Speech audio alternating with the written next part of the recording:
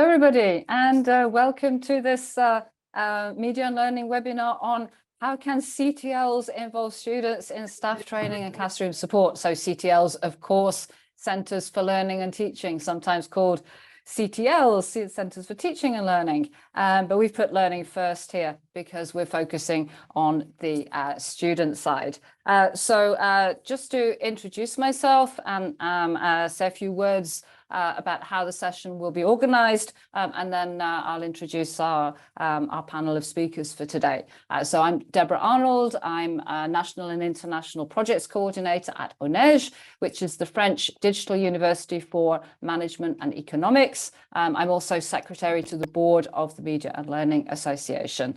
Just a few housekeeping points to begin with. For everybody here, speakers, participants, if you would just add your organization to your name, if you rename yourself here in the Zoom, make sure that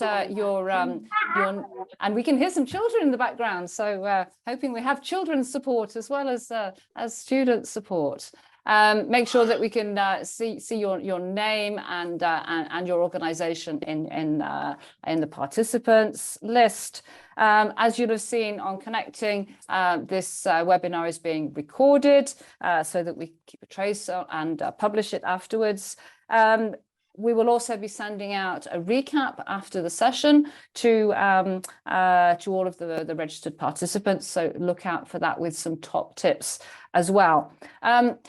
We're going to do this as quite an interactive session, more of a panel discussion rather than a long series of presentations. So you can expect quite a lot of time set aside for question and answer. If while some of the speakers are talking about their experiences, you have questions that come into your mind, feel free to put them in the chat, and then we'll come back to them later. You can also use the chat to share your own experiences as well. So without further ado, I'm just going to introduce our 6 fantastic panelists who come to us from universities in the Netherlands, the UK and Belgium. We have with us Dr. Alexandra Mihai, who is Assistant Professor of Innovation in Higher Education in the Department of Educational Research and Development, School of Business and Economics from Maastricht University. And Alexandra is going to be sharing with us lots of insights from her ongoing research. We have from the University of Manchester, Stuart Phillipson, who is the Media Technologies Coordinator, and is looking currently at large-scale lecture capture systems. We also have with us from Manchester, Rachel Willder, who is a recent learning technologist with a background in university libraries, who's involved in online exams. And we're really happy to have with us from Manchester as well, a student, Adelaide Marshall. And you can see the 3 of them on the same screen, thanks to the wonders of modern technology. Moving over to Belgium, we have Frederik van den Plas, who supports staff and advises educational policymakers, focusing on learning spaces. And this learning spaces theme is also, from KU Leuven.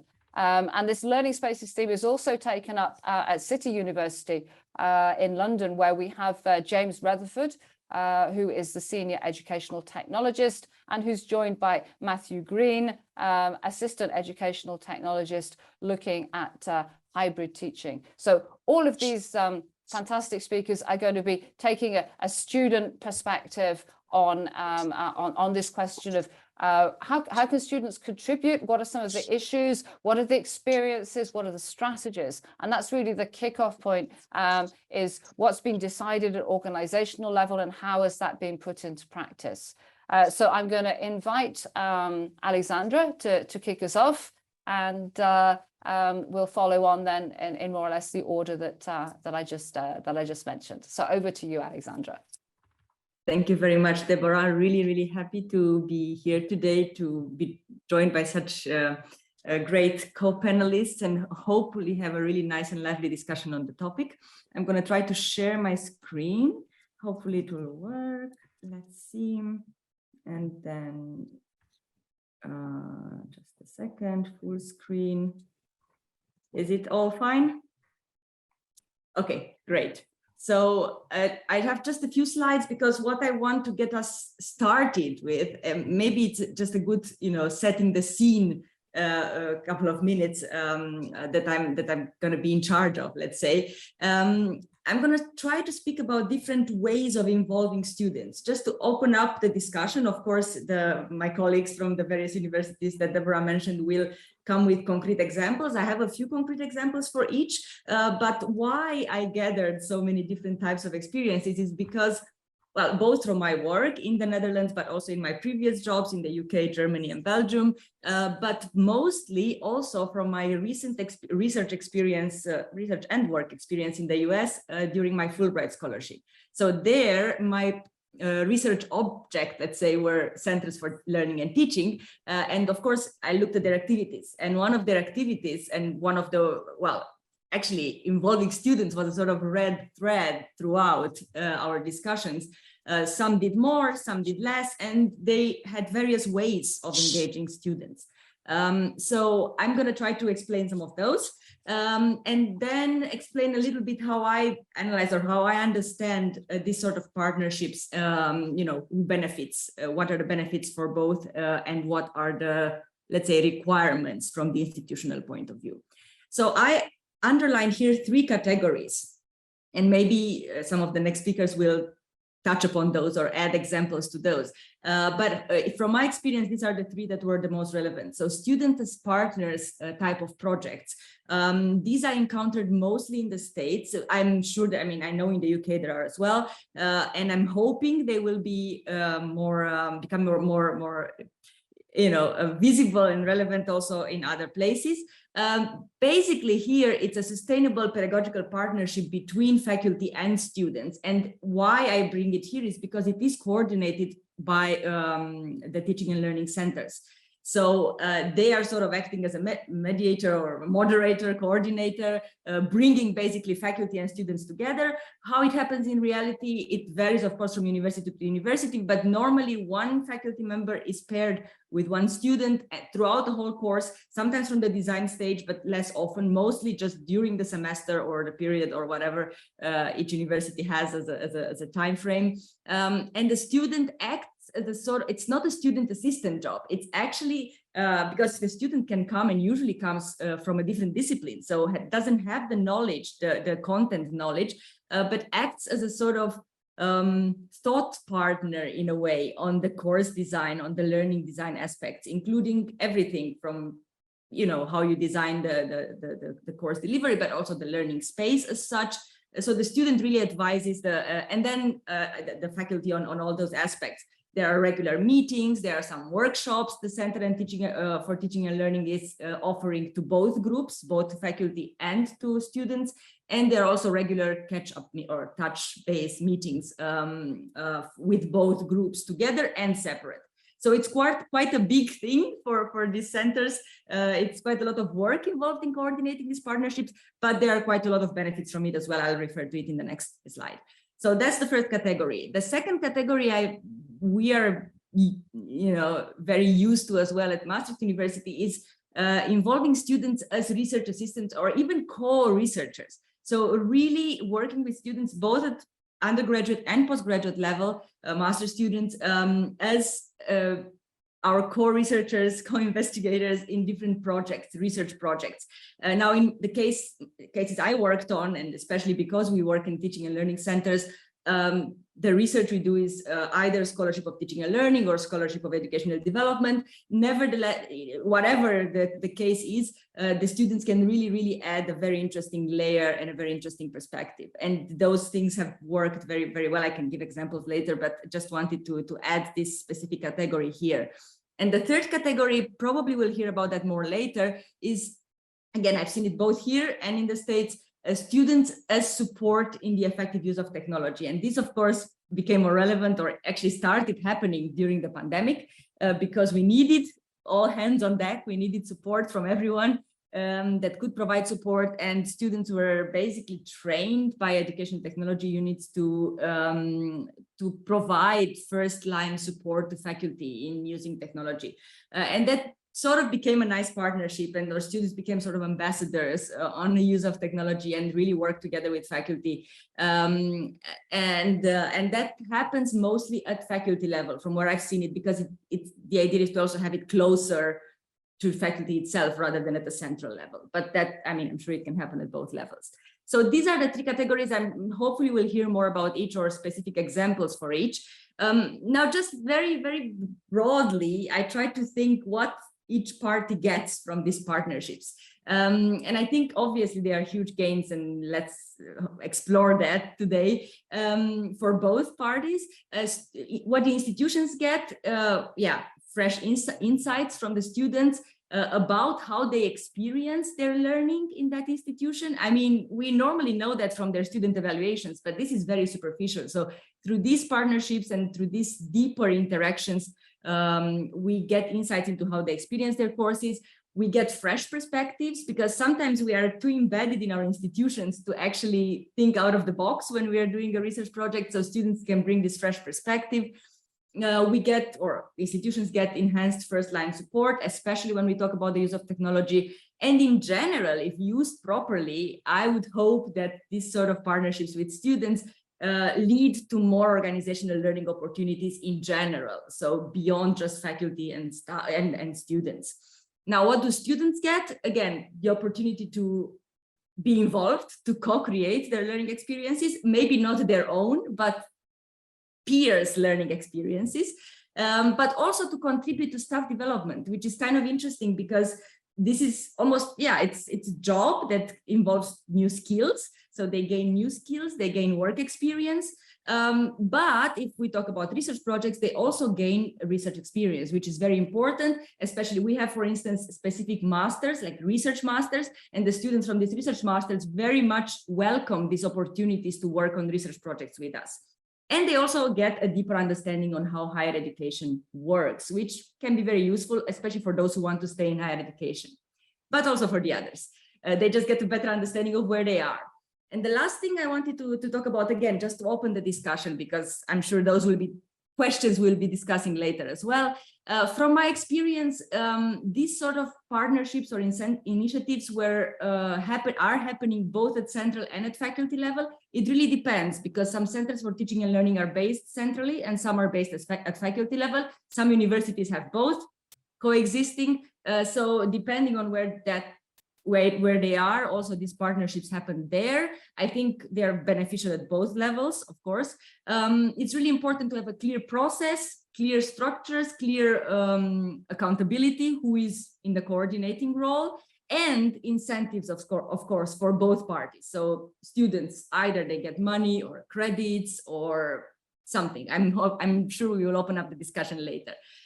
From the institutional point of view, it's really important that these are not one-offs. They usually start as one-offs because somebody had a great idea, like all innovation almost starts like that. But in order to take it a step further, it's important to think about sustainability. How can we fully embed those schemes in the university setup? And it's good to keep track whether they are successful, what are the good things, the bad things, to really always have feedback, a feedback loop, so that we can really have these schemes become really part of the fabric of the university, rather than just projects that finish when the money finishes. And then thinking beyond that, what structures are necessary to set up? Can we do it with an existing structures, the centers for teaching and learning respectively, or do we need buy-ins from other university departments? Who is in charge, as I said, who is coordinating, and how much do we need to invest in that as well? Because we need to recruit students, we need to communicate constantly. So there are lots of institutional efforts involved in these practices. And I'll leave it here for now, and hopefully my colleagues will exemplify or illustrate those points more. Thank you. Thank you so much, Alexandra, for getting so many different things to think about into such a short time and so few slides. I think it's really food for thought for the rest of the session. It's already sparking off ideas in my head. So we're going to move over to the University of Manchester and find out what they've been doing there from Stuart, Phillipson and from Adelaide. So it'd be very interesting to hear from Adelaide if what you put as regarding what the students get out of it, if that's reflected in Adelaide's experience. So over to you, Stuart. So I've got some slides, but they're mainly just to remind me what to talk about. So just bear with me a second. It was really interesting listening to Alexandra's piece and how many of those points are true for us and how many of those points are also not true for us. So one of the things I think Alexandra said was that often these come out of an instance where someone's had a really good idea and then that leads to like a one-off opportunity. So for us, it was because someone had a really bad idea that led to a one-off opportunity. Last year, as we were coming out of lockdown, coming out of COVID, we were preparing for a semester where not all of our students could travel to the campus here. So we, from the very top level of our faculty, our dean decided that we would offer all teaching events, lectures and seminars as what we called dual deliveries. If I use that term, what I also mean is high flex learning, where we'd use devices like this, smart webcam type devices, conference microphone systems to deliver thousands of teaching events across our entire campus synchronously through Zoom and also to people in the classroom. That's a great idea and everything, but we had a very fixed time period where we had about 2 weeks in which to get every member of teaching staff familiar with the equipment itself in the classroom. So we had to train 1,100 academics how to connect this device to their laptop, how to choose sources, and how to make sure they didn't get feedback or echo. And I don't have the staffing resource to do that. So out of kind of almost a moment of desperation, we decided to turn to a specific group of students. So we as an organization already employed students that are called student ambassadors. They would typically do jobs like guide people around buildings, give campus tours, direct students to the right place to go to ask questions. And we wondered whether we could use that group, give them some training, and then get them to provide technical training and support to the academics and the faculty. I must admit, the night before we started doing it, I had a bit of a sleepless night wondering if I'd asked too much of these individuals and whether that process would actually work. So in terms of the strategy, it was driven by this overarching directive that then resulted in us employing a group of students to directly train academic staff. And since then, in terms of strategy, we've become a bit more structured. So due to the cost of living crisis, we're now directly employing students in professional services roles within the faculty. So it's moving kind of beyond just directly supporting educational technology, but considering whether administrative roles can be done by students. And we're doing that by advertising jobs through the Students' Union. In the original phase of this, we kind of shortcut the employment process because we used these student ambassadors in terms of a sort of strategic directive. We were using people that had already been through our recruitment and selection process. Technically, they were already employees, just in a very different role, a non-technical role. And what we did is we adapted their position within the university to provide, direct support to academics, direct training, advice, guidance, and even facilitating classroom sessions themselves. People always ask about how much we pay the students, and so I think a student ambassador that would guide you around the building, that would typically be about £10 an hour for this type of work. We felt it was more technical, that we should have like a higher remuneration rate. So initially we were paying £11.92 an hour, and then finally we moved into a slightly different phase where previously our student ambassadors who were providing technical support and training, we've actually sort of formalized their roles, where now they're classified as casual e-learning support assistants, and the remuneration for that in pounds is £12.45 per hour. And that was about as much as I was going to cover on strategy. Are we going to do another round to move through the experiences of people, or would you like us to cover that now? You can carry on with the experiences, yes. Well, so from my point of view, the experience was quite interesting. We were really, really impressed with just how successful the training of staff was. We offered lots of different types of training, and the training that was done by the students was rated as more satisfactory than the training offered by us as e-learning technologists, which is an interesting outcome. And one of the things that came out of that process is we gradually started to trust them more and to do a wider range of technical tasks. So whereas they were doing training on just one type of device on one application in one very specific setting, we then moved on to other things. So they started providing technical training on how to use the actual AV equipment in the room and how to integrate it with the high-plex approaches. We had them starting to do software updates, configuring systems, programming them to work successfully for our staff. We started running the equipment loaning and collection process. And just more recently, they've started helping us configure virtual reality systems and augmented reality systems for a new learning project, doing 3D building scanning, and 3D printing of components, all things that we didn't quite expect to come out of this process at the start. I'll probably hand over to Adelaide if you want to talk about your experience and your perspective on this job. Yeah. So I started the job in my final year of my degree. So I did a drama undergraduate degree, and now I'm a postgraduate student doing a playwriting master's. We began as working with members of staff individually, training them on how to use a Logitech Connect and Meetup systems, which were focused on the immediate weeks to come. So it was a lot of dealing with the teaching side of things to begin with. It's been a lot of focusing on teaching skills and communicating with members of staff. I have taught some of my teachers how to use certain pieces of technology, which has been very interesting, because we've also gone on to train other students. So there was a point where we were training, there was kind of a core team of us who would then train other students how to support members of staff as well as use the equipment. So not only passing on the technical expertise, but also skills that we'd found made the process of training easier and that sort of thing. Before this job, I didn't really know very much about technology. I think I walked into the original weeks of teaching very unaware of how these systems actually worked. And yeah, like Stuart said, now I'm doing a lot of VR stuff, did some 3D printing, which is great. And my understanding of the technical skills, but also how an office works, how various other technical elements about the university that I'm part of function, and how different organizations communicate with one another and different faculties, and how all that works is really interesting. Yeah, it's been an enjoyable year so far. I don't think there's any major issues I've also had, because the job is very flexible around my hours as a student. I have to work certain days a week on my postgraduate degree now, and even when it was my undergraduate and I was working on my dissertation and things like that, we have very flexible work conditions, which was really, really useful. Yeah, I think that's all from me. Yeah, and there's just one question in the chat before I hand back. Were those pay rates I mentioned before tax? So yes, they are before tax. First, calculating pay rates is quite complicated, so that pay rate is before tax.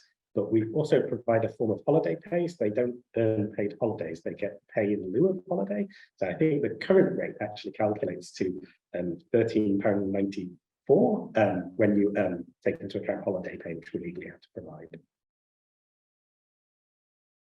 So I'll hand back now. Okay, thanks very much, Stuart, and thanks, Adelaide, as well. Before we hand over to Frederik, I have a quick question for you, Adelaide. You talked about the role of training staff and training other students to train staff. Did you actually receive any training in being a trainer, as well as for the technical side? Because that would be interesting to know. Yeah, so every time that we have a new piece of equipment, the e-learning support officers, as we are now, go through a training process where we learn how to use the piece of equipment. We will then, about 25 minutes later, be teaching more people. So it's a very tight turnaround a lot of the time with learning how to use the technology. For the first round that we did, I think I had to come down on a Saturday before term actually started and learn how to use the equipment. And we would talk through the process of what a session should ideally look like. We kind of developed more systems as we worked on the job, because like Stuart said, it was kind of an idea that came out of nowhere. So we were kind of coming up with strategies and communicating as a team a lot of the time. Would be how we'd figure out how to do things best, would be if someone found a certain order of providing the information, we kind of pass that around amongst ourselves and work together. I hope that answers that question. Thank you. Yeah. So I invite all the people who are attending this session to put some questions in the chat as well. I'm sure there's lots more that you'd all like to know about the experience at Manchester and some of Alexandra's perspectives as well. So let's hear from Frederik to see what is going on at KU Leuven. Yeah, just getting this screen there. Yeah, should do it. Okay. You can all see this, right? Yes, perfect. Okay. So I'll take you through the student job services that we have been working with over 2 years now. And the way it has changed from an earlier seed we started. So the first, don't see, yeah, the first. So they, so that was the one where I think we were chased by Adrian, and they got cold feet. So we've got to throw on the job. Somebody from We've KU got some Leuven background noise coming in from somebody. Yeah. Okay, I'll just continue. So we've got the institution perspective I want to go through. The first thing about this presentation is, well, KU Leuven has a bit of a difficult patch in it, has a very decentralized structure because it has so many faculties across Flanders. And this also has some effects on how we cooperate and design projects within that university. So enter something, enter KU Leuven Learning Lab, as you can see in the footer. KU Leuven Learning Lab was or is our attempt to create a networked approach to connect as many people involved with supporting teaching and learning as possible. Now, from that bedrock, we also have some actions in terms of tasks, projects, and those are carried out by people like me, but also in some case, or in one case, by students.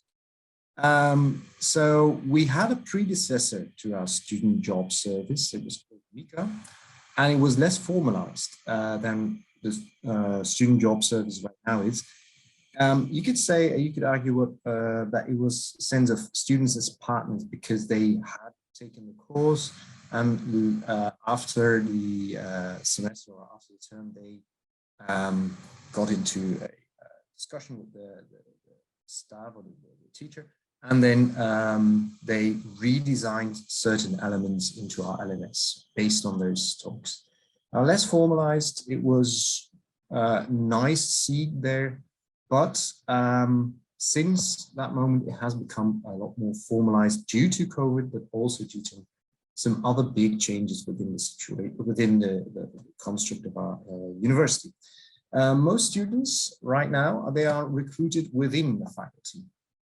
And but there's less of an organic interchange. We're aware of that. We try to rekindle that in a sense. On the other hand, our service has become a lot bigger in scale, and therefore we need the formalization. This is part of it. As you can see on top right, we've got central involvement. That's me, for instance, and we've got involvement from faculty, and sometimes we take some things together. So the first thing we do together is a launch every year. Then we go for the application. So they apply for resources. We administer these resources, and then they recruit students. Now these students, they can get some support, but we also need to select some courses first. The next bit, there it is. We've got, oh, sorry about that, that's still in Dutch, the top there. So we have a coordination by faculty support and teaching and learning, and the educational staff, I mean, the educational team also gets involved in the coordination and the support, the everyday support. But what we try to also offer is the Q&A to make sure that we've got a back channel for these students in our teams, in our teams environment. We have a lot of online support materials, and then to end off with, we try to do a monitor. Every quarter we try to monitor. Now the monitoring, of course, has to do with the actual monitoring, but also has to do with having a discussion with all coordinators. Sometimes we add students throughout the year, and we also try to disseminate the best practices on our website. Some of those last things I said are still in our planning phase, but we really want to achieve that. So that's basically the structure. 3 questions. Why do we invest in job students? And has it proven its worth? What is the pressing need now to continue this service? Well, policy, that's why we invest, because policy says, well, we've got 5 pillars, and 2 of those are involved with addressing some needs in our programs, where we need to focus more on future-oriented education, what we want to achieve with those students, and at the end of a program, and involve them a lot more, make sure that a lot more activities are student-centered. The next thing, going digital, we do find that we still have a mission to digitalize many aspects of our teaching, of our learning activities, but also our evaluation. And those 2 go hand in hand, and job students actually play a small role in all of that. Has it proven its worth? Yes, very much so. And that's why we're still continuing this service, because we've had the emergency teaching going on last year and last 2 years, and they were very valuable. Rules weren't that strict at the time, so we had a lot of students working on spaces as well. But basically what we try to do right now is to have them address a variation of learning materials in a coordinated, blended way. But in emergency teaching, this service proved very valuable. And why do we now continue with it? And is our pressing need? Well, we're changing LMS in a sense. It's not really a migration, but is a big change that impacts everybody. So we're moving from the original to Ultra, and we have to do that in 2 years. And especially this year will be very pressing, and we want to achieve that. So it's our student job service is part of that. Just a few elements about the experience, because as you've noticed, I'm part of the central unit where there's a 2-step experience. We do a lot of talk with coordinators, less so with students, we try to do. What we did find was that most faculties did apply for jobs, or did use the job service in 2022, so that's last year.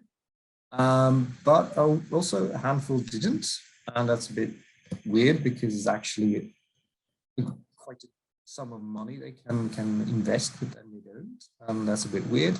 And the striking thing is that these are figures from the first semester in 2022, and those same faculties still do not work with that. So that's something we have to address. But as you can see, we do have some impact solely by using these job students. Now, in terms of experience, most students actually want to do this again, and those coordinating them at support staff in the support function, they certainly do so. And yes, that's why we want to continue with it next year. What are our further experiences about their products? Well, the products that these students do in the learning management system are good, to say the least. Same goes for the multimedia. There's room in improvement in terms of variation, so we need to make sure that we support students in that sense. That's not just all talking heads. And then there are some questions we do that just linger on in this year. So how do we create an uptake among all faculty? Has to do with governance. Who do we need to involve more? How do we start from a design? Because we can't just leave that up to students to just redesign everything without having those talks with staff. It's, do we have them design? Do we have them execute certain tasks? Still a bit of a discussion there. And then how to get all engaged. So not merely see students as a form of outsourcing tasks, but really trying to build some partnership between the two. So those are the things I wanted to share with you, just some links. You'll get them as well later on, I suppose. But that's actually it. Thank you. Thank you very much, Frederik. I'm sure we can get those links into the chat at some point for people to follow up. I really like the way that the whole strategic angle was addressed, and then some of those practical points as well. Just a question from your last slide.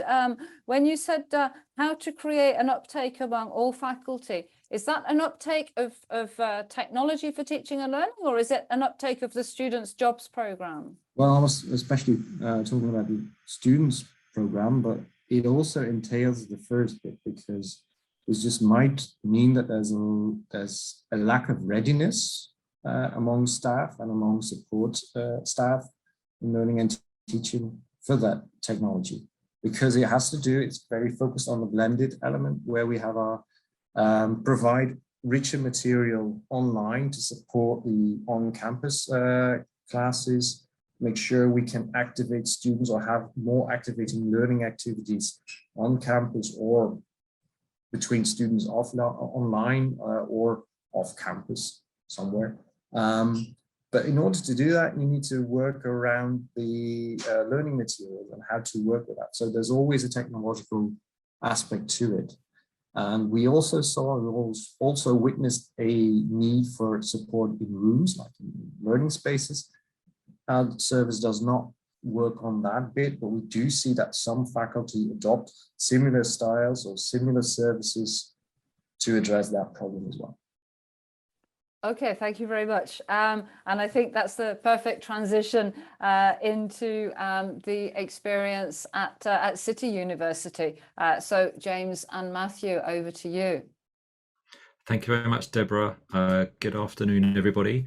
Can I just check that you're seeing a slide there? Yeah, perfect. Lovely. Thank you very much. So we're doing a double act, my colleague Matt and myself. City University in London, we've currently got about 17,000 students, one of a number of students in London. And we're just going to talk about how we involve students. The title of this is Centres for Learning and Teaching. So from our point of view, we come from a team called Learning Enhancement and Development, LEAD for short. And as the slide says there, we provide support for staff and students, particularly in our department for supporting staff. And we work with colleagues across the university of 200 centrally managed learning spaces across 4 main sites. And for the purposes of today, we just wanted to focus on how we've worked with students and supporting hybrid teaching. So over the last 2.5 years of this horrible pandemic, we've created 25 hybrid learning spaces. And at City, we called this project, because we really like our acronyms at City, ILA, which stands for Inclusive Synchronous Learning Activities. And as Stuart was saying at Manchester, I think it's dual delivery there. Other terms are used at other institutions. So we went for ILA, and it's essentially been a very steep learning curve. But one of the things that we did was to talk a lot to other institutions. In the early days, we did some crash research, we did literature reviews, benchmarking across the sector, and particularly helpful were 2 institutions, St Andrews University in Scotland and Imperial College Business School in London. And they were very helpful in describing how they rapidly set up co-pilots. So they used that term from the aviation industry, and they shared a job description, all sorts of things. Was incredibly helpful.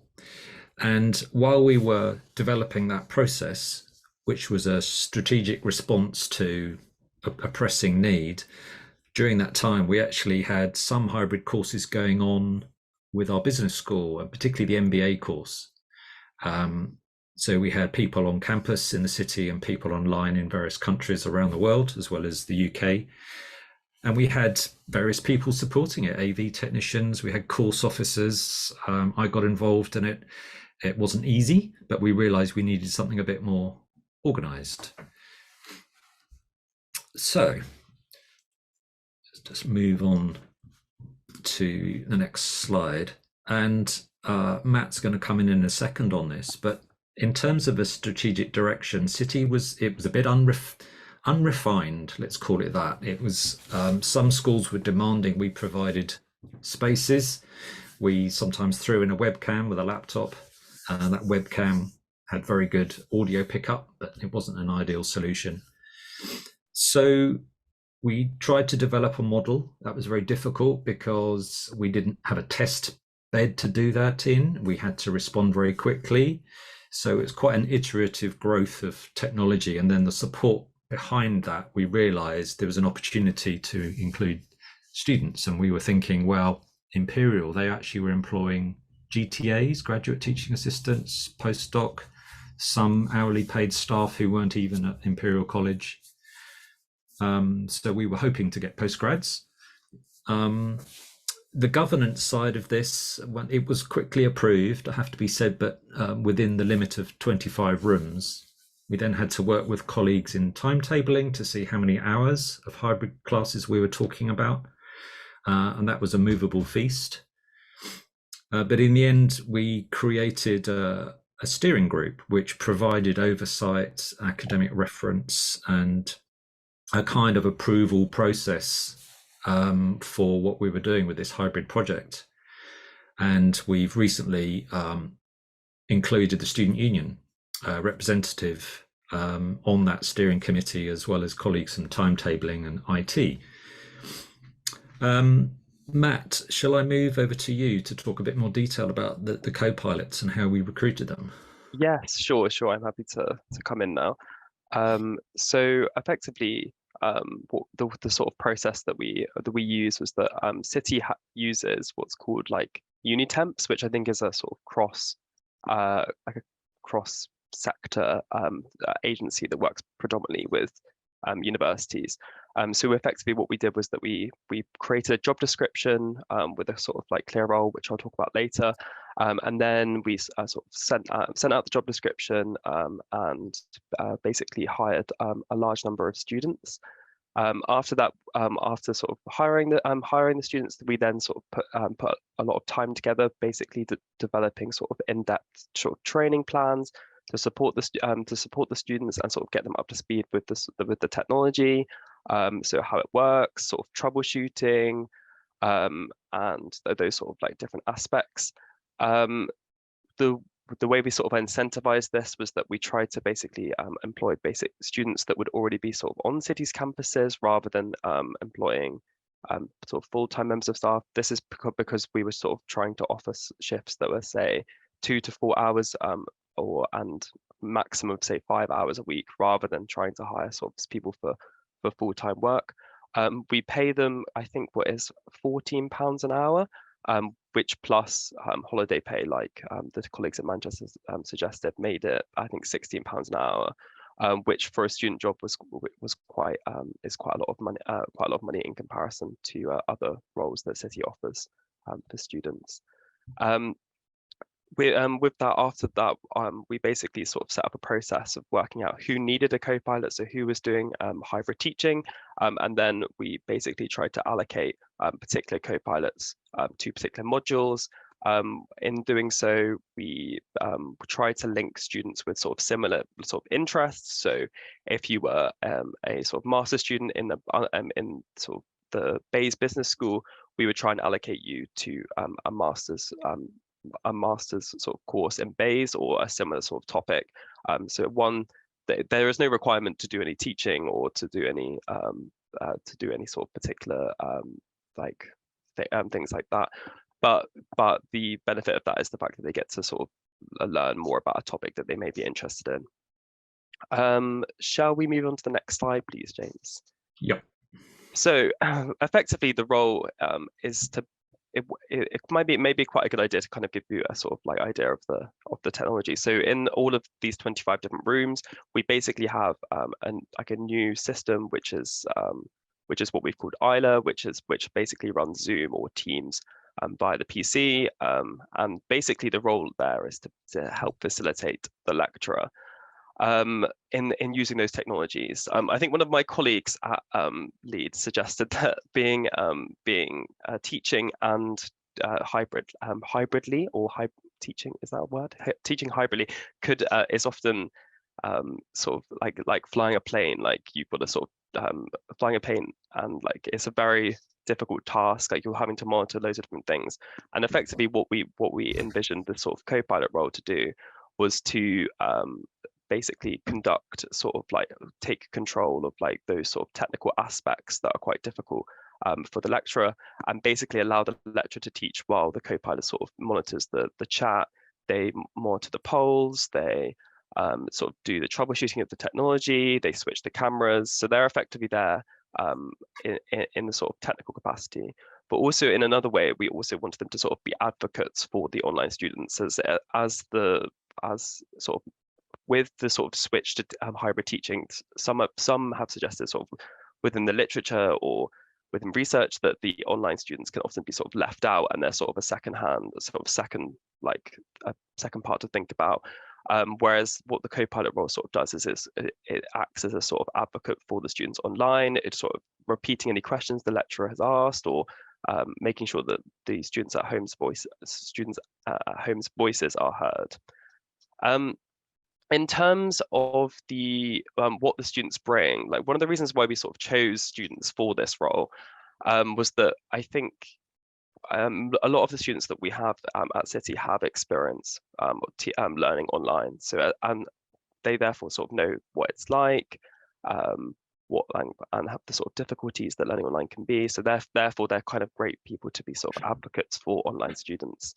And as part of the recruitment process, like when we were looking for sort of who would like to be a co-pilot, one of the important things was that they had experience like using Zoom or using different sort of online technologies. Also, the other thing that students bring is a different sort of relationship with the online students and the students in the room. Like rather than sort of an academic trying to sort of get them to speak, if you have a co-pilot that's there who is seen as a student or someone that is not a teacher, it can be sort of a less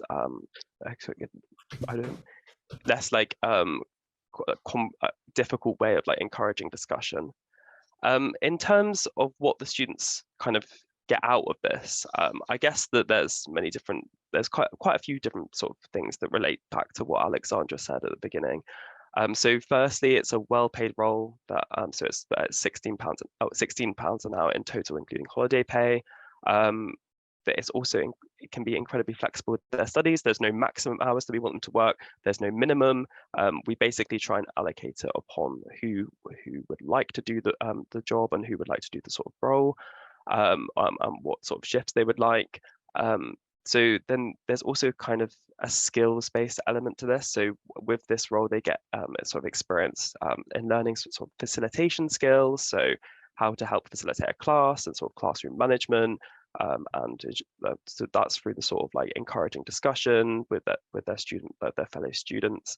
And they also sort of get, as well as that, a sort of an opportunity to develop lots of technical skills. So the system that we run has like lots of different components to it. So they will learn about Zoom, and they'll learn about Teams, and they'll also learn about sort of like basics of audiovisual systems. So how microphones work, the different microphones in the room, and those elements. And the last thing, which is not necessarily the case in all cases, but there is also an opportunity to sort of learn about topics that they may be interested in. As they'll be in the room, they'll be able to have sort of a greater opportunity to learn about different topics. Thanks, I Matt. think, should we go on to the next slide? Yeah, or? thank you. We just wanted to balance that with some feedback from academics. Hopefully you can read that. Overall, it's been a very challenging experience all around, but having the co-pilots has made a huge difference. And we've got academics here from certain areas that have given us some feedback. We've also had some feedback from one of the co-pilots, a guy who helped out on our learning and teaching conference that we have every year at City.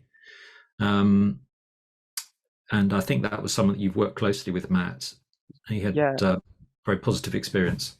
Yeah, I think that in general, the most of the co-pilots kind of do quite enjoy the role. So I've had co-pilots that people like, for example, we had a student that was doing the LPC, and then one of the modules that I allocated them to was the bar course that City runs, and they were saying like afterwards, like, oh, it was like a great opportunity to learn about a different aspect of law that they didn't think about, that think they would ever know about or they would learn about. And also I think that they do quite enjoy the sort of relationship that they build up with the lecturer.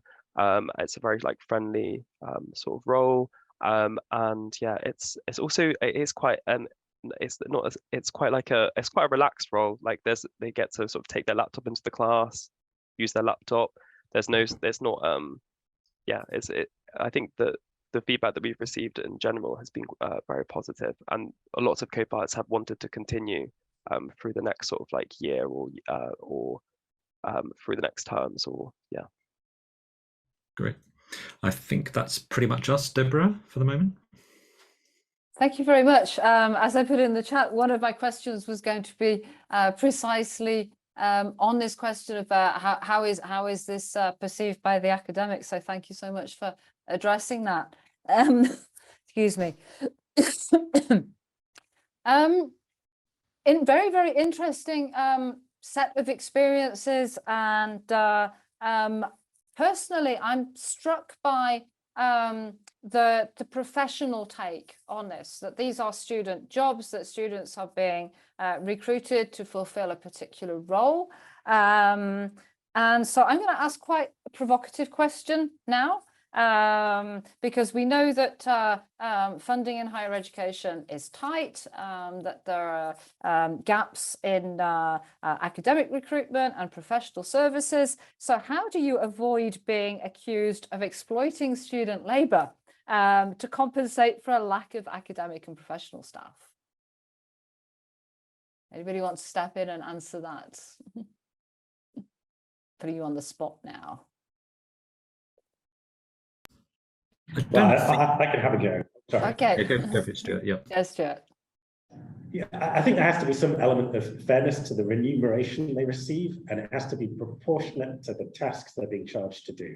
So when we pay our student ambassadors that guide people around buildings, that's a lower rate because it's a more basic form of activity that they're trying to do, and I think it would be exploitative if we tried to continue to pay them at the same rate.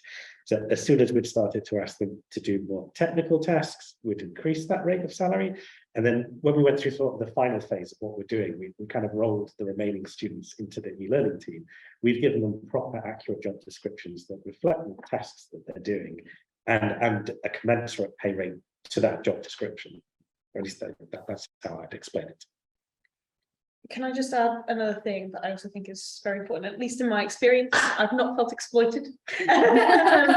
It's been more so because of the working environment as well. There's been a lot of honesty and clarity about the expectations that we have, and also lots of kind of opportunities to learn that feel very, because we go in a wider direction with e-learning and what that means for the university, as well as particular hybrid meetings. It's almost felt like I get a large amount of knowledge and education out of it, as well as a system that remains very much in my control as a student especially as a postgrad student, I'm very in control of my hours and all of those things. So there's a certain amount of control that I have, and there's a lot of clarity. And also the environment, everybody in the office is very supportive and inclusive, and I think that's a massive part of it for me. Okay, thanks, Adelaide. Yeah, very, very important. Alexandra, I saw your hand up first, and then Matthew to follow on. Yeah. Sorry, I was still muted. I was just about to lower my hand because I think everything was more or less said by Stuart and Adelaide. So I think indeed remuneration, like fair remuneration, and what Matthew was mentioning, I think is very important. He also mentioned the exact rates, but I think this is important that within the bigger job student sort of framework, this is fair and according to the tasks, as Stuart just said. And another really important thing for me is the clarity of the roles. So if that's clearly communicated to all parties involved, but also communicated broadly within the university and maybe even outside, because I think that creates, like, entrenches this sort of initiatives and schemes, or whatever you want to call them, in the culture of the place. And it can't be looked upon as we exploit students. You know, it's clearly explained in which context this is done, what has it brought, what, you know, disseminating results, what we are doing now. So communicating all those things, just creating, you know, embedding it basically, as I said in the beginning, in the culture. Okay, thanks, Alexandra. Matt, what would you like to add? Yeah, I was just going to make sort of a reiteration of sort of 2 points. So firstly is the remuneration point. Like, one of the things that we did sort of argue against the university, or we had sort of a discussion with HR, because we basically wanted to pay them on parity with sort of AV technicians. So that would be, so they would therefore, rather than being paid a lesser rate. The second thing is that we try and sort of reiterate is that we have created a sort of co-pilot agreement. So basically, this is something that is sent to both the lecturer and also the co-pilot, and it basically clearly specifies what the roles are within that thing. So there's no sort of ambiguity as to whether the lecturer is like, oh, can you actually teach this today? That's never going to happen, or if it does, then it's like a clear violation of that. So I guess it's we try and minimize the ability to exploit via remuneration, and also like a clear and concise sort of communications with lecturers and schools. Yeah, the clarity of expectations that Alexandra's just mentioned. Absolutely. I'd just like to pick up on what's going on in the chat. Sally's put in, everybody's experiences are so positive. Are there also things that can go wrong? Anybody willing to share something that we're all very good about talking about our successes, but sometimes we can also learn from mistakes. Is there anything that you did in the initial perhaps pilots of the co-pilots, or initial stages of these initiatives, that you wouldn't repeat? I think one thing that Matt can certainly attest to is the organisation of the co-pilots is probably the most difficult aspect of this. And initially we offered to advertise, recruit and train the co-pilots, and then pass them on to the schools for them to assign to particular modules or academics. Basically, they refused to do that. They said they were too busy. So that's been left to us to manage. And I see Matt's got his hand up. Who can join in on that comment? Yeah, I was just sort of going to add, like, I think that one of the fundamental difficulties of this is the fact that we are sort of like, even despite the people being students, like, it is casual work. So there are sort of the difficulties that you get with casual working, in the sense that, like, you may train someone up spend hours training them, and then allocating to things, and then they might get another job straight away, or they might just leave. So that has an element of, like, there is quite there's issues with that.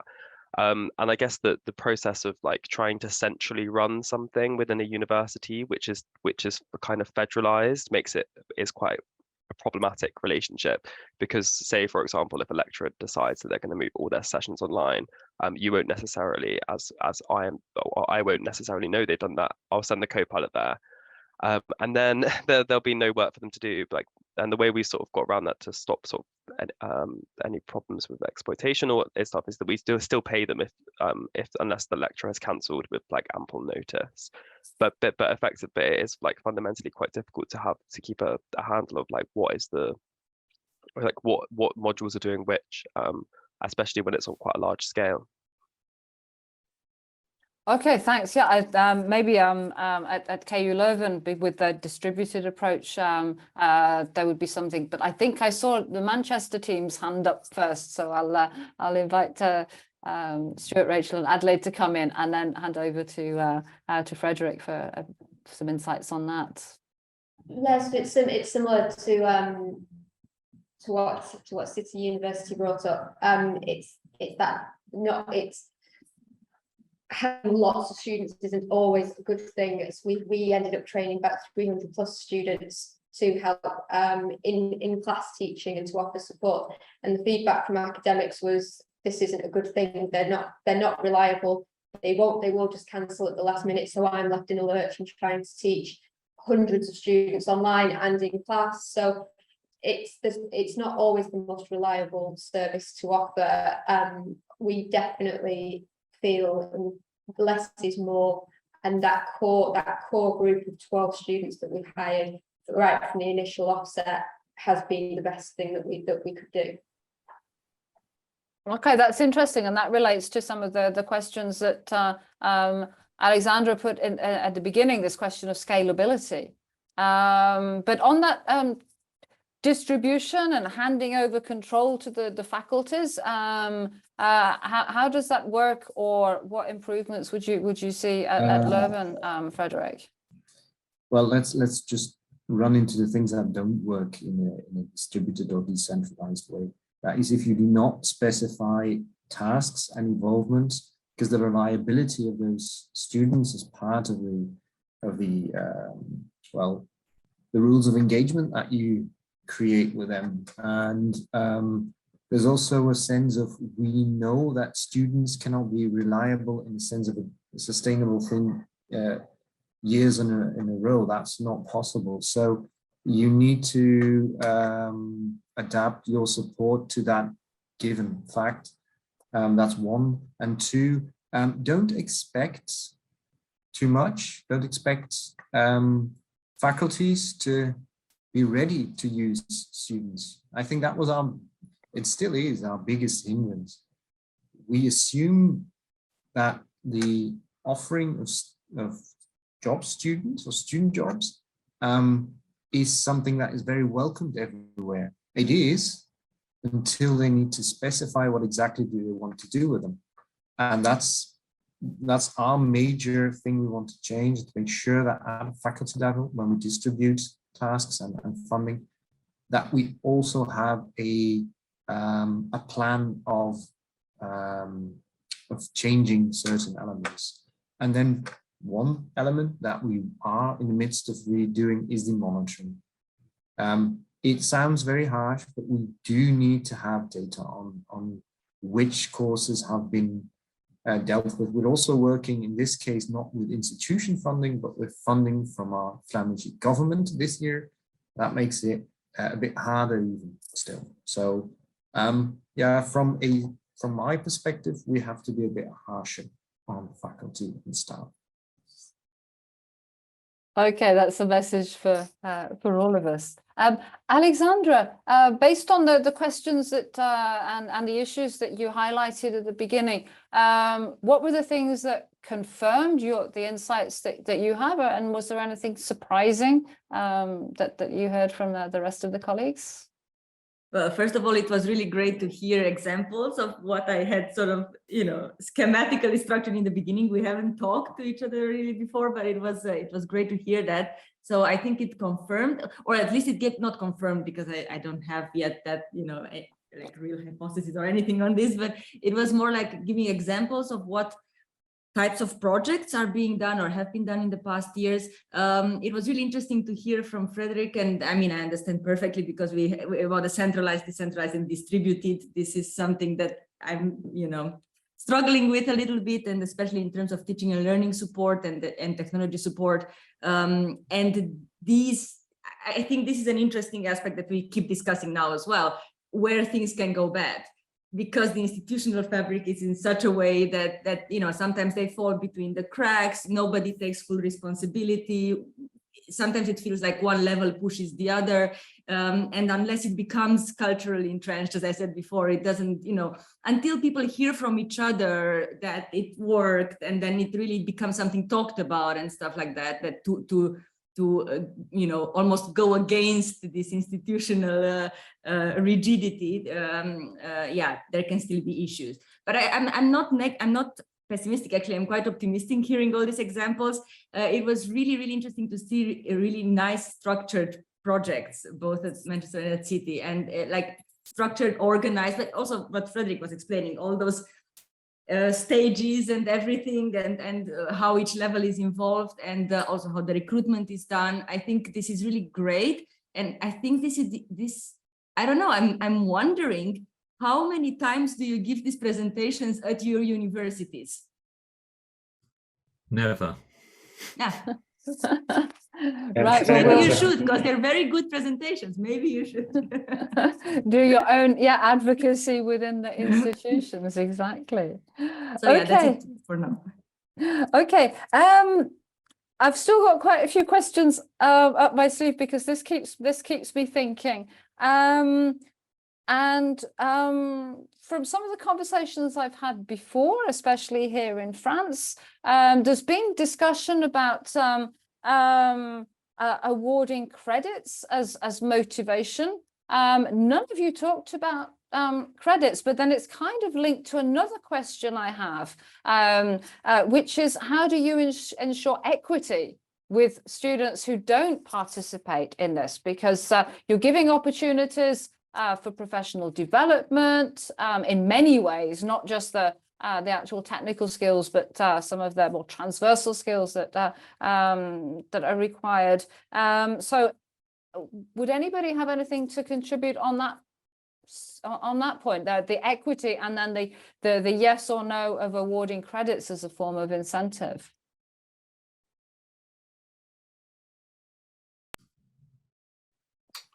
That's not something that we've got to. I wonder whether that might come in the future, because I think what we're seeing, and it's all to do with the strategy that is forming of learning and teaching at City. It does, in the latest iteration, it does mention hybrid teaching. And I think what we're seeing now is that, thank God we didn't do more than 25 hybrid rooms, because they're not all being used and they cost a lot of money.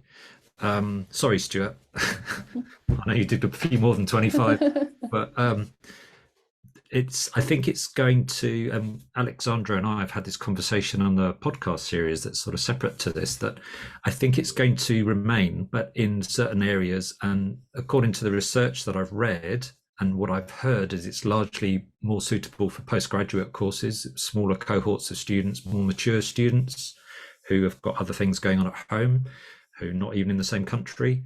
And I think therefore that needs to sort itself out in terms of strategy, which courses are going to remain. We've got a new course for it's Masters of Law, which is starting in September 23, and we're planning hybrid rooms for them right now.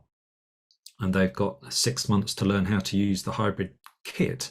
And the idea is that we will appoint a co-pilot specifically for that course, depending on how many hours of teaching they're looking at. So I think that's an opportunity to think differently about how we integrate co-pilots, because I think the current model is a reaction to the pandemic. I don't think it's sustainable with the workload and with the unreliability that we've talked about. So I think we might see something different in a couple of years' time. Okay. Thanks for that. And we can perhaps delve into the whole issue of equity as well at a later stage. Stuart, Rachel, Adelaide, I don't know which one of the three of you put your hand up. The Manchester team. Yeah, in terms of equity around recruitment is often a thing that comes up. And so the first time we did this, it was during a time of panic, as we were coming out of the pandemic. I was handed a spreadsheet with a list of names where people were randomly selected from that, and those were students that were available to work in Manchester before the term started. We have discussed a bit how we would do this properly going forwards, because we are going to, although we at one point employed hundreds of students, we've only kept this small core group of students on who are, due to graduate in 2023, is it? Yes. So we intend to keep on running them to help us support some of the in-classroom technology that remains. So in terms of showing equity around recruitment processes, we've partnered with the student unions job shop, where they are going to help us follow equitable processes to make these posts more fairly available to a wider range of students. At least, that's our current thinking. We don't actually hopefully have to do anything until the end of 2023. Also, just one thing about credits. I think there's something in the chat section about how it would only particularly work if it was towards that degree.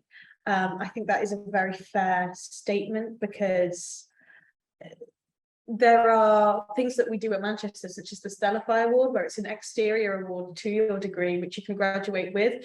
And I think it would make more sense if it worked that way and became its own specific qualification, in a sense. You could say that I'm trained in this particular style, if it was a formal sort of training that had happened in this experience. That way it's something that they can adhere to their put towards their professional development and that sort of thing, without impacting the quality of their degree, and diversifying what that degree might actually look like. If it would have to be a complicated system of majors and minors that already exists at the university, it would probably complicate that further.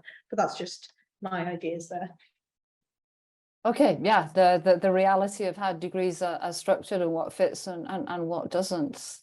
Okay, Frederik. It was a challenging question, Deborah, and I sparked something new, in the sense that we have a postgraduate on digital didactics started this year. And in terms of possible minors, as Adelaide said, or impossible micro-credentials, which we are also working on, this could be something useful and interesting, but then it also depends on the tasks you really want them to do, because as Adelaide also referred to, it has to be part of it has to relate somewhat to your training. It has to add up to something you want to put forward. If it's I also agree with James, because I also did some supporting in hybrid spaces. In it's a much less well, there is a didactical role, but it's less if you combine it with the ongoing synchronous lesson there. For instance, in the blended design that our students are doing right now, I think they can have a lot more involvement in the design. It's possible also to do this in hybrid, for hybrid sessions and lessons, but then we need to address the question of what other tasks they can provide in that surroundings, because it's actually my experience is we use students to address the technical difficulties and the practicalities from in that learning environment. And there's a lot more to it than that, but we do not address those issues with students yet. Yeah, I like the yet at the end. Okay, time for Matt to come in on this, and then we're going to be moving on to the next moment phase of the webinar. Yeah, I was just the only thing I was going to sort of add to this was I think that I was talking to one of my managers the other day, and she was talking about how in City they actually do offer I think it's a professional development award, so not necessarily credits towards their degree, but they do get an award for certain types of professional development they do within City University. We haven't sort of included the co-pilot scheme within that at the moment. But perhaps in the future that could be a way of sort of offering students not necessarily credits, but some sort of qualification that they could use. Okay, thanks. Nice to hear that you're all thinking about the future. This was again linked to what Alexandra said at the beginning about sustainability. How do we keep the momentum here? How do we continuously improve things? So to help us draw together some of the takeaways from this session, I'm now going to invite a member from each of the organizations represented here to share their 2 top tips to anybody wishing to get students more involved in this way in staff support, whether it's technical support, whether it's more didactic support, and in other ways relating to the use of media and learning for technology. So I'm going to ask Rachel to kick off, please. What would your 2 tips be based on your experience? Thanks, Deborah. So the first one we kind of covered, so that less is more, which kind of came to us more as a lesson learned. I think we've had much more success with keeping it small, keeping our student group core, having that consistency, having that buy-in from those students has been really key to this being successful for us. We have academics that have come back and said, oh, I love working with Adelaide, I love working with Holly, I love working with these students. And a lot of the feedback has been, we just assumed that they were staff, we didn't know that they were students to begin with. So we would definitely encourage that, keeping it small, keeping that core group engaged. That has been really key for Manchester. And then the second tip from Manchester is, don't worry about it being too subject specific. We have drama students, we have music students, we have geography students. They don't need to be computer science students. They don't have to have lots of tech knowledge. You just need students who are really passionate and who are more than happy to get involved. These students will often bring their own experience to helping the academics, and because they are humanities students, they actually have a really good understanding of those subjects, and from a pedagogical point of view, they're fantastic at helping the academics fix the problems in terms of the teaching as well. So yeah, don't be constrained just thinking, oh, students can't help because they're doing a specific subject. Okay, thanks for that. And I really like that quote. We just assumed they were staff, which I think is testimony to the professionalism of your student team. So thank you. Frederik, what would your top two tips be? Can't say top 2 tips. First one would be, if you're not yet involved in job student or student jobs, it's difficult with Dutch, job students, student jobs. But if you're not involved in it yet, do invest as a Centre for Learning and Teaching. Do invest in some seeds, because that's what we started off with several years ago with the Mika project, and try and come up with some examples, some cases to work with, because you can foster a lot of talent. You can get the grips of all the nitty and gritty of it. It works. So the first thing is invest in seeds if possible. Second one would be kind. When you formalize student job service like we did, be kind to students and support staff. And because we have this distributed model where we have a lot of faculty, or this decentralized model where we have a lot of people involved in several faculties, do help out from centre point of view. Don't increase a lot of overhead. Make sure that it's easy, in a sense, as easy as possible, and be as supportive as possible, and make sure that the contents, that the discussion about the contents can take place, and it doesn't get crowded with all forms and stipulations, etc. Those will be my 2. Okay, thank you. Yeah, great. Planting seeds and being kind. We have to mention the term pedagogy of care, don't we, when we hear that? And shout out to Maha Bali for that. Right, Matthew, what would be your 2 top tips? Yeah, sure.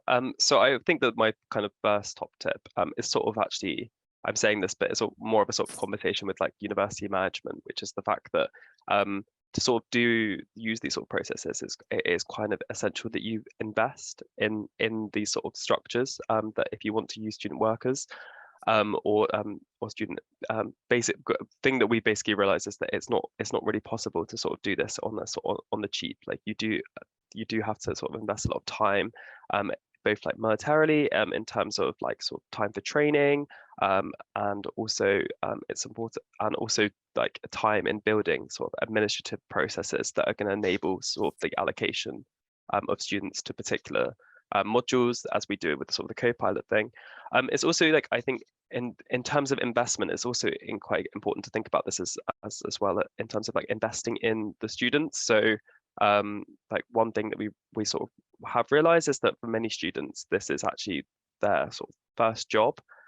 So one thing that I've sort of taken on is that when you're sort of like training them, is to sort of train them in sort of the soft skills of working that many of the students may not have sort of had before. So this includes things like time management, clear communication, and in doing so, you will therefore also sort of they will learn more about sort of the world of work, but also they will also be sort of more effective at their roles. The second thing that I think that we've sort of tip that we've developed is that if this may be more sort of specific to our sort of co-pilot role, where there's a lecturer and a student working together, or student worker working together, but it's kind of encouraging the staff. So it's sort of training the staff in how to use the student and how to sort of invest in and like get the most out of the student. So one thing that we do is that we've definitely realized that we have to sort of like tell like the academic staff so that they can use how to use the co-pilot, how to get the most out of them. As sometimes staff will just sort of have a co-pilot in the room and then be like, oh, they're just going to do the sort of setting up the technical stuff. But actually, what we've realized is that the best thing to do is sort of tell the academics they can use the co-pilot for like sort of a range of options and really get the co-pilot to be a co-facilitator rather than just sort of a technical role. I guess that's my two sort of top tips. Okay, we're getting a fantastic collection here for the takeaways. Thank you, Matthew. Alexandra, what would you add or reinforce from these suggestions? Yeah, well, as easy as it was to be the first, it's also difficult to be the last because all the great tips were already shared. So I think I could reiterate most of them. I had them on my list, but I would say my two top tips, and I'll explain in a second, is look inside and look outside. So first of all, look inside your university, your institution, because every institution is different and every context is different. And look inside and try to find which are the areas and types of tasks and type of work where students can bring most added value and invest there, how Frederik said. So try to find money to get to those particular pockets, Sometimes it's research, sometimes it's technology. We talked about a lot today about having students help us with the use of technology. Whatever that particular pocket is, try to find that, because sometimes we're just not that good at that, at assessing our own, strengths and weaknesses. And there are clearly areas, and our discussion today showed that there are clearly areas where students can be of great help. But let's find those that are primordial in our institution. So that's the look inside. The look outside is really what we're doing today on a larger scale, on a regular scale basis, actually. Talk to colleagues from the same university, from different faculties, from other universities, nationally, internationally, wherever you can get. This is so enlightening to hear what colleagues do, and I think this is the best we can do, to share what we're doing, what we would like to, what would work for us, and get ideas. I think that's the most important thing. Okay, so look inside, look outside, talk to each other, share experiences. Okay, and maybe collaborate also. Yeah. Because you see that when you talk to others and see that they do similar things, why not even have students work for other institutions? We can, the sky's the limit. Well, absolutely. There are institutional limits, but we can push those limits if we know what others are doing. Mm-hmm. I know that Sharon Flynn from the Irish Universities Association was in the session earlier. She'd already warned me that she'd had to leave before we got to this point, because I know they're doing very, very interesting stuff at a multi-university level as well with the association. So we'll definitely follow up on that one. Alexandra, you're not going to be the last one, because although this wasn't planned, I feel that we can't close on these top tips without asking Adelaide what she thinks of these top tips. So if you wouldn't mind. Oh, let me think. So top tips for institutions in general would be, clarity about expectations, but also the general ways in which the role can take you. So clearness, but also the space for growth, I think is what I'm trying to communicate there. Allow the role to change over time and be open to the possibilities. We're in a different place now than where we were when the pandemic was at its height. But we've maintained the role, and it's changed with the technology that we have and also what academics are looking for. So I guess also communication with what your academics actually want for their pedagogy at every single level, and yeah, how things can really be changed through the technology and what that actually offers when you are doing hybrid teaching. What does that mean you have to change? Therefore, what does it mean that you maintain about your teaching? What actually matters? It's quite a good metric for that, I think. Yeah, those are my tips. Okay, great. Okay, so I focus on the role itself and how the role can evolve, and then I focus on how the pedagogy and academic practice can actually evolve through this. Okay, great. That's taking this into thinking about the future. Thank you so much, everybody, for all these contributions. And Frederik, your hand is up. I don't know if that's because you had something else you wanted to add, or it's okay, fine. Yes, so I don't know about you, but I'm really looking forward to the summary document, which is going to pull this together, and hope we have many more opportunities to take collaborations forward and find out more. I think I'm going to hand over to Sally now for a few announcements. Or is it Dovi who's giving them? I can do them. Thank you very much, Deborah. Just to announce to people that we will be having another one of these sessions on the 17th of November. We're running this together with our colleagues from XR ERA in the CTI and University of Leiden. And it's on bridging the gap between researcher and developer when developing educational XR applications. So join us for that session on the 17th of November. You'll find all the information online. And we'll also have a session on the 15th of December on our transaction project on sharing knowledge and resources on media supported learning. There'll be more about that soon on the website. And of course, we wanted to remind you all, if you haven't seen it, that we're having our conference in June in Leuven, together with KU Leuven, organising it with us. So the call for inputs is now open. The deadline is the 31st of January. And send us your ideas, send us topics. Maybe this is a topic that we should be revisiting then. Let us know what you think. That's kind of everything from we wanted to say, I think, Dovi and I, from the point of view of the association. Deborah, thank you so much for chairing today, and thanks to all the speakers and to everyone who joined us. And that's it from us. Stay up to date by following on our Media and Learning conference and, of course, on the newsletter. And as Dovi just mentioned as well, too, the Medea Awards is also going to be open now for entries. The deadline there is the 17th of March. We're going to play a bit of music now and say thank you very much.